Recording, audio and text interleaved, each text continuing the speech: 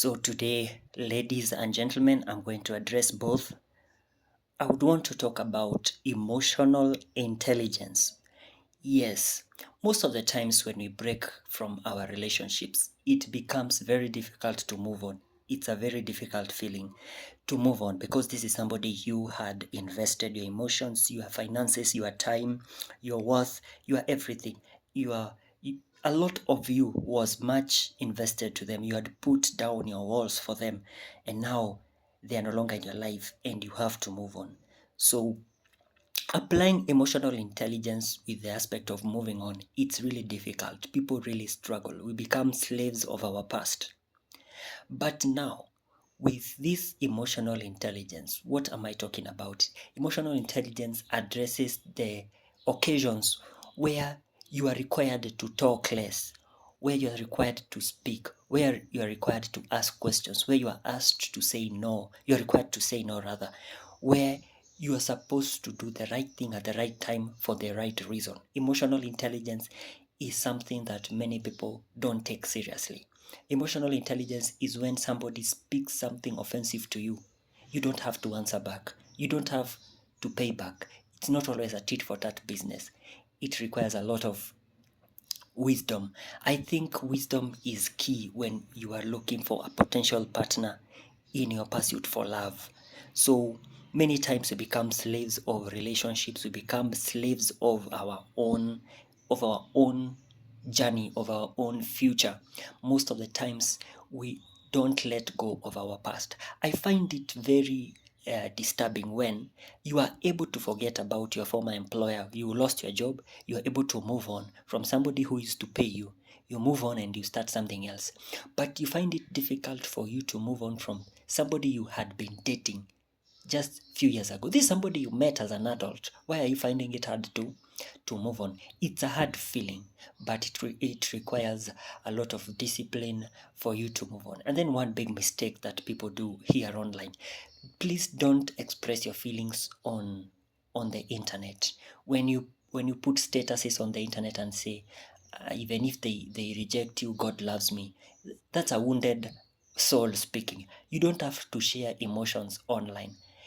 The most attractive kind of attitude towards such issues like rejection is to fight it by yourself or to share with one or two. But if you let the world know that you are hurting, that is when you even create more walls. Men don't like associating with women who feel wounded, who feel like they're carrying baggage. Likewise for women, the same applies for women. Nobody wants to be associated with somebody who is carrying baggage from the other side. And every time you meet a new partner, please, I beg you, stop sharing your past with your current relationship. It's none of their business. Your past is none of your business to your current. Your past is none of your business. It's none of your business to your present. Your present is none of your business to your future. Yeah, you should not attach seasons to what you're going through. As if a season goes, let it go. You're in the current season, embrace it with its challenges, and you will move to the next level. But most times we come with like a manuscript. We are trying to do an interview. You want to see if this guy is better than the other guy that I had. You want to compare them with the strengths that your ex had. Let me tell you, every time you start a new relationship, make sure you come with a blank sheet. Come with a blank sheet of paper. Blank, not even a full stop. It should be blank. No expectations, nothing. No, nothing. Your ex, they were not devils. They were just human beings who were not good for you. Even if they had some good attributes, don't ever compare your use your past or your ex as a comparison for you to get your present. It will fail, because if your past failed, why are you using your past to mark your present? It's like using the wrong answers to pass a current exam. You will fail. So please stop putting expectation. Every time you walk into a new relationship, let it be a new world for you. Let it be zero expectations. Let this person come with new things to your life. Forget about your past completely. Yes, maybe they were 80 out of 100%, but the 20 was too toxic for you to deal with. And now you have a 60. Deal with the 60 the way it is, because nobody is perfect. Maybe your ex had a certain strength and your current has a weakness in that strength that your ex had. Deal with it, because nobody is perfect. The universe does not give us what we want. The universe gives us what we deserve. It gives us what we have worked for. The universe gives us what we are aligned to receive. If you are not prepared to receive a good man, if you're not prepared to receive a good man, don't expect a good man. You can't be speaking evil. You can't be an evil woman. You can't be arrogant, you can't be disrespectful, and you're waiting for a man to treat you like a queen. No way. If you want a king, be a queen first, so that he will be able to treat you like one. You make it easier for him. You say you want this kind of a person. I want this kind of a guy. I want this kind of a guy. I'm asking, what are you? What are you? Before you put that expectation on that guy, you want them to be like this and to be like that. What are you? What are you? This applies to both men and women. Be what you want to attract.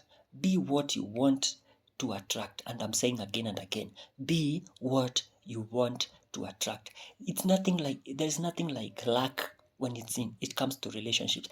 As hard as it is to look for money, as hard as it is to look for a job, even in love, it's very difficult to find love. Anything that is good, no matter what, no matter how simple it looks, nothing good comes easy on this universe. The universe has been structured in such a way it releases good things after you have earned them. Nothing good comes. Nothing good comes without labor, without preparation. The only good thing that we have for free in our lives is only divine health. The oxygen you're breathing, God gave you free of charge. You do nothing for it. Only that, nothing else. Even God gives us things freely, but He cannot give you something that you don't deserve, something that He knows that you don't have the skills to handle it. God cannot give you 1 million if you're not able to handle 100,000 shillings. God cannot entrust you with something that you're not yet ready to handle. Your parent cannot give you a piece of land if you cannot if you're not even able to take care of your home for even a single day. He will not trust you. You have to earn the trust of the people that you want to invest in. It is like that. There is no transaction that comes without test. Everything begins with a test. Every time before you go to a job, your employer has to test you for 3 months and see if you're well capable to handle it. A pilot cannot fly a plane unless they are tested for years, so that they can be given the mantle to continue doing it. So the same happens to relationships. This is a person you're going to invest your whole life with. This is a person that you're going to invest your life, give them your children, give them your name. It is the highest level of investment in your life. You can't play around with it. You can't just put minimum standards on that. Actually, relationship and love should be the biggest investment. It should be the only thing that you should pull up your antennas like nothing else, because it is your life.